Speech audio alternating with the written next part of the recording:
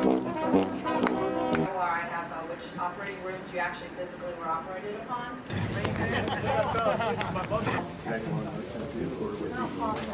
They missed the turn into his road and drove around the block. On Campbell, you know, 101st been deployed just as much.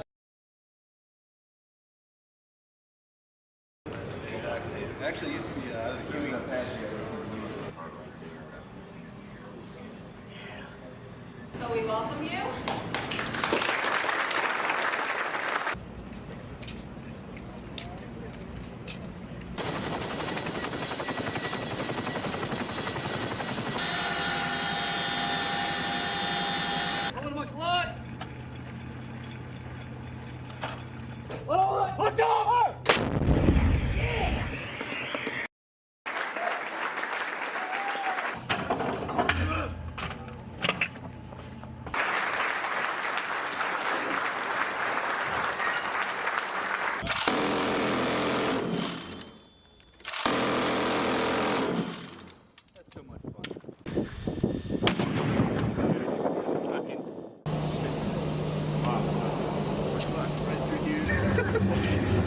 You know, I wanted to be a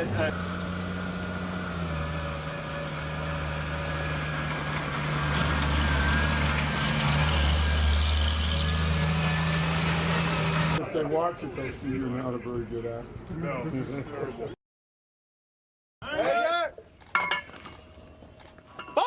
Fire!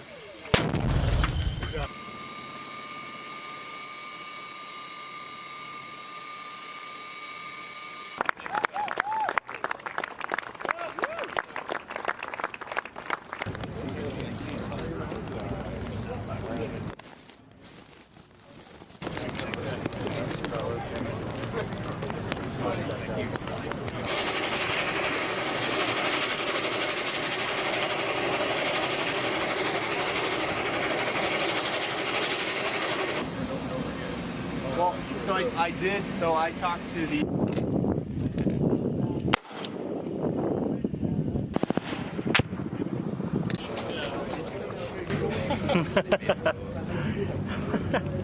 I enjoy it.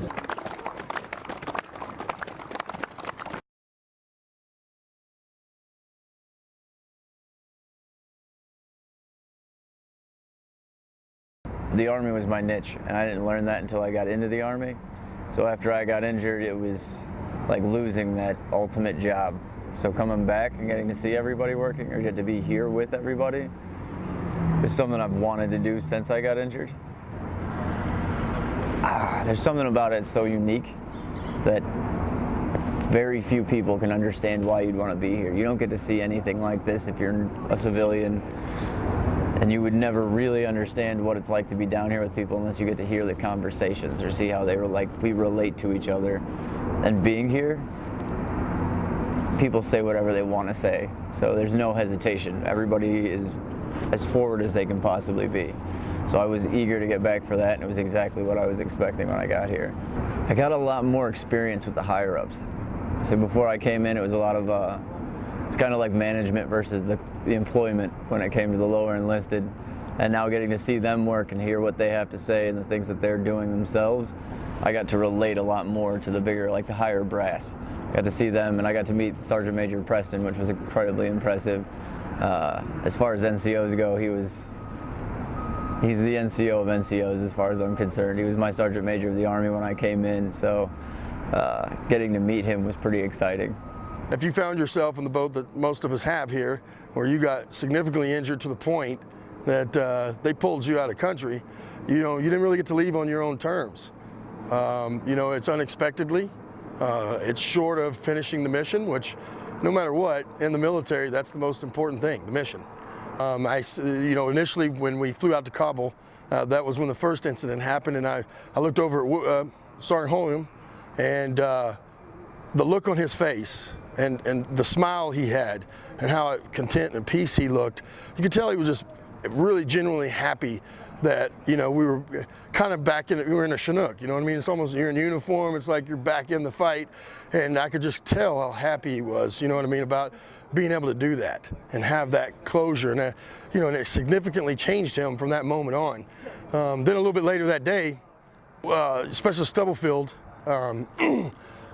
got to drive one of the vehicles that he was in when he got blasted, when he was hit, and even before he got in the vehicle, just when he knew that he was going to get to do it, I mean, his whole demeanor changed. And by the time he was gone 30, 45 minutes, whatever it was, he came back, he was a different person completely, and he's been ever since. So those two moments were profound in my view, and probably the two best moments of many good moments that we've had this week. I'd just like to say thanks to Troops First Foundation and Rick Kell, of course, and thank Command Sergeant Major of the Army Preston and Command Sergeant Capel and Colonel Rock for bringing us out here, and making this happen, from inviting us out to taking care of all the logistics to making sure we're taken care of. And I'd just like to thank them and any of the supporters they've had that have helped make this happen. It's advertised to us or sold to us, if you will, under Operation Proper Exit. Is the last time we left theater was on a stretcher, medevac bird, and we get to come here and see everybody, kind of help pump up, motivate the troops. And that sounds real good, but this does is so much more good for us than I ever thought it would. This feels great to see the boys still in action, still continuing to serve. They thank us for our service, and it's awesome. I thank them for what they're continuing to do. So it's every bit as good for us as it is for anybody on the ground here. Just visiting with all the troops, all the guys that are on the ground, all the guys that are continuing to do the good deal and stand on the wall, defending our liberty and our way of life back home in the States, helping the people of Afghanistan take their own country back. Honestly, just thanks for the opportunity to come here and talk to the boys and see the boys in action, and just thanks for the opportunity. Well, I came out here mostly to support the other guys. Obviously, I did not get injured here in Afghanistan. I was injured in Iraq, but it was just, just to have a brother, I guess, just have their backs, like we usually do when we were active duty. You had each other's back, and I thought it was an amazing experience of that. So I think the most memorable things was seeing two of our guys, for example, Will. I mean, he when we got in that Chinook, he was cheesy as heck. Another experience was able to spend some time with the wounded Afghanis and ask them questions.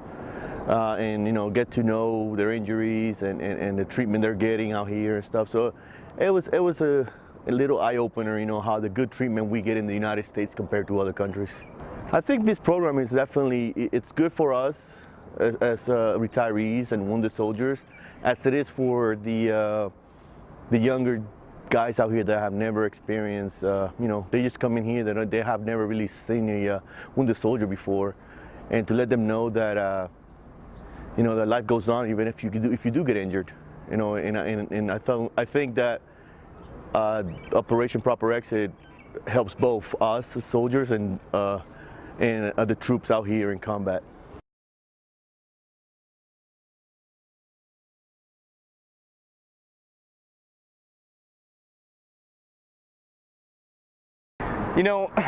That's one of the main questions that I feel like people are going to ask, back home, is why.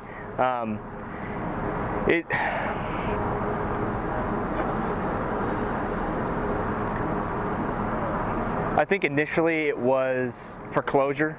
Initially it was for just the fact to have the opportunity to go back to the country that you were hurt in. It was, initially service level, it was that, just that, let's go back, let's just see, for closure. Once I got here, it was so much more. I knew a little bit about the itinerary, but really, they kept it pretty, pretty obscure, So when we got here and we were doing the town halls and we were doing, the walking through the caches and that kind of stuff, it changed the purpose of being here. It changed from selfishly, I'm here for myself and to get closure, and then turn into how much I'm affecting everybody around me, and the doctors, the nurses, even the the command, the boots on the ground. Just the change that I'm affecting, that's what really was the inspiration for me once I got here. It completely changed once I got here. I definitely have two right off the bat. You know, the fact that I got to meet a trauma surgeon that did operations on me, a nurse that, you know, oversaw my care and that kind of stuff. Like, that was a main highlight. I didn't even know, you know, that we were going there. We didn't, you know, that kind of stuff. So that was huge. You know, I didn't know that they would be there, you know, all that kind of stuff. And that was huge because it meant so much to me, because it was a lot of closure for me. You know, I got to see my x-rays for the very first time of, like, when I was there. And you know, the doctors and nurses don't get to see the finished product, you know, and I never thought about that side of it. You know, the fact that they see all this trauma, all this death, and all, you know, all this bad, and for us to be able to come back and show them a good product, you know, a finished product, you know, that was huge. Huge for them, huge for me. The second was, you know, the command asked the simple question of, is there anything, you know, and of course, you know, I said, well, can I fly a helicopter? Well, no. So can I drive the vehicle I got hit in? And you know, they squared that away and they made it happen. And that meant a lot to me. You know, it was like the good old days of rolling around, you know, East Afghanistan and, you know, doing missions. It was that. It's just, they didn't have to do it. You know, they went out of their way to accommodate that, and that was huge to me. You know. You know, I would have to say that, like, just to thank everybody, you know, thank the command, thank the boots on the ground, you know, especially thank Rick Kell, you know, and what he does is amazing, you know.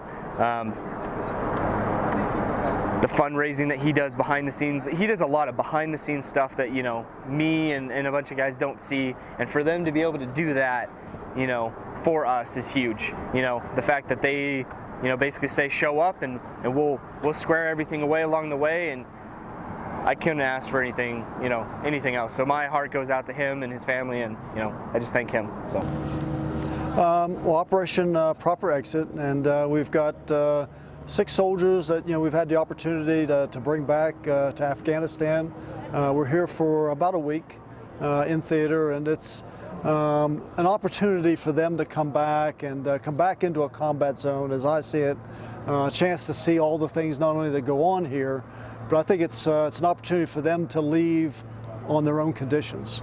You know, many of them, you know, were kind of carried off the battlefield, and you know, they were out there doing a mission, and then, you know, they were blacked out, and the next thing is they woke up in a hospital someplace back in the States. And you know, what this does is it really allows them to exit on their own terms, and really helps bring closure to that gap in their life. I think, you know, as I look at, you know, this program, I've been part of it since the very beginning. I met Mr. Rick Kell back in 2005 when he was doing Operation Hardwood. I've also seen him with Operation Lynx, you know, with the professional golfers that he's brought into theater, and now with Operation Proper Exit. So, you know, I believe in the program, and I've seen what it does for, you know, soldiers and really all of our service members, you know, here on the ground in theater.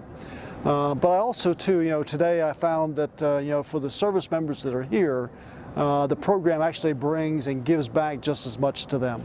And, you know, for, you know, like one of the soldiers that was here, Special Stubblefield, you know, the trauma surgeon that worked on him in the emergency room, and one of the nurses that took care of him while he was here, were actually back. You know, his injury was 6 years ago, and it just so happened that they happened to be back into theater. But, you know, for them, and of course that medical team within the hospital, I think it meant a lot for them to kind of see the work that they do every day, and how it pays off for, you know, a young soldier to be able to come back and talk about, you know, what's happened in his life now over the last 6 years, and, you know, what he's been able to do now to move on, you know, after a very severe injury. The early days of the foundation, we spent a lot of time at Walter Reed, and I kept hearing from a lot of the warriors that were there recovering that they wanted to return. They wanted to return to the battle space, and I didn't understand at first. I thought like everybody else, they wanted to get back in the fight, but many of these guys were severely wounded, double amputees, and they knew that wasn't possible. But but nonetheless they wanted to return, and they finally were able to explain that they had unanswered questions. You know, they didn't leave the battle space the way they thought they would. They thought they would walk off with their team, you know, and return home and continue on. So there were just some unanswered questions. People talk about closure. I think everybody, all the warriors that have participated in this program have achieved some measure of closure. It's different for all. I think we've had about 120 now through the program. So I tried to be a facilitator. Can we get this approved, this initiative? And with the help of General Odierno, back in 2009, we were able to get it done. Our point of contact was through the SMA's office, Sergeant Major Preston, Sergeant Major of the Army at the time, and we did the first one in June of '09. And this is we're now completing the 21st iteration, and it's been great. We've learned some things along the way. Early on, we thought geography had a lot to do with the desire to come back, to be specifically where they were injured and removed from the battle space. But what we've learned along the way is that geography on a scale of 1 to 10 might be a 3 or a 4. What's really important is being back in the brotherhood, having that experience of being downrange with the deployed troops, something they thought they would never do again, and it gives them a feeling of pride, a sense of belonging, and then of course they get to leave the battle space this time on their own terms. So it's an amazing transformation that we see them all go through. Some of the most impactful moments that we've seen along these journeys have been when we return to the cache, and a warrior standing there, and the hospital administrators explaining, you were here on this date, you were in this bed, we moved you from this bed in ICU to this bed, this is the door that you exited on, there's the landing zone where you flew, where you were evac'd from. But interspaced in there, occasionally you'll get somebody in the hospital group say, I was your doctor. I received you in the trauma bay. I was your trauma nurse. And those reunions are just unlike anything else, both for the medical team as well as for the warrior. I think those are the most special. And we've had lots of guys, as you can imagine, see soldiers that they haven't seen in a long time downrange, and that's always a great reunion and a great time. But in the hospitals with the medical team that actually worked on some of the guys, because they've rotated back, it doesn't get any better than that. Now, for me, having participated on all of these, I continue to be amazed at the support we get, how great everything is handled from the time we land in Kuwait to arriving downrange, the logistical support that we receive, all the pre-planning, the security, everything that's done is just, it's simply amazing. I continue to be amazed. We get great support, and we're very thankful for that.